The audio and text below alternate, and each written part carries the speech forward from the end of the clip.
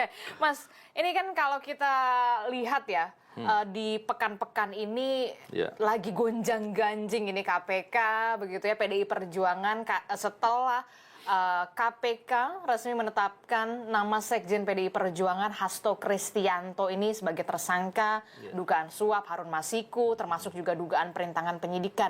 Nah, Anda, Mas Novel Baswedan, sebagai penyidik senior kala itu di KPK, punya cerita apa sih waktu itu? Katanya 2020 mestinya Mas Hasto ini sudah, katanya ya, informasi ini betul nggak sih sebenarnya sudah dari 2020 ini seharusnya sudah menjadi tersangka? Ya. Saya tidak ikut dalam proses OTT. Saya bukan yang menangani perkaranya. Tentunya saya tidak tahu persis detailnya.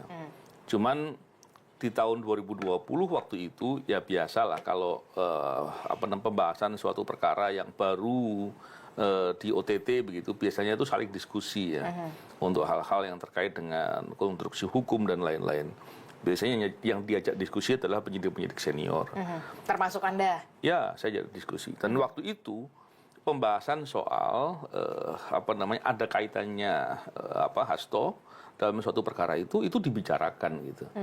Dan saya tidak ikut expose-nya, tapi setahu saya dari beberapa cerita kawan-kawan yang lain, apalagi kawan-kawan yang ikut expose kan banyak yang di-TWK-kan tuh. Jadi saya cerita juga ngobrol loh salah satunya ya. Karena kan sekarang gabung kan, jadi pada cerita.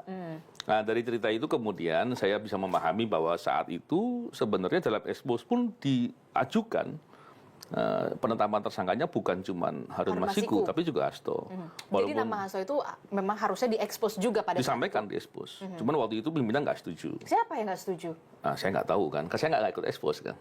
Cuman memang dalam dinamika ekspos itu biasanya ada diskusi, ada perbincangan di sana. Tapi salah satu hal yang kemudian diputuskan itu adalah mungkin ya, saya nggak tahu persisnya. Cuman sepertinya waktu itu yang saya pahami dari cerita kawan-kawan itu adalah setelah Harun Masiku tertangkap baru dibahaslah soal Hasto. Itu yang fakta yang terjadi yang dibahas di tahun 2020.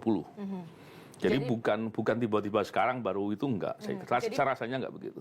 Jadi memang ini bukan ujuk-ujuk sebenarnya di 2020 ini memang sudah seharusnya nama Hasto Kristianto itu diekspos. Ya, mungkin akan berbeda kalau saat OTT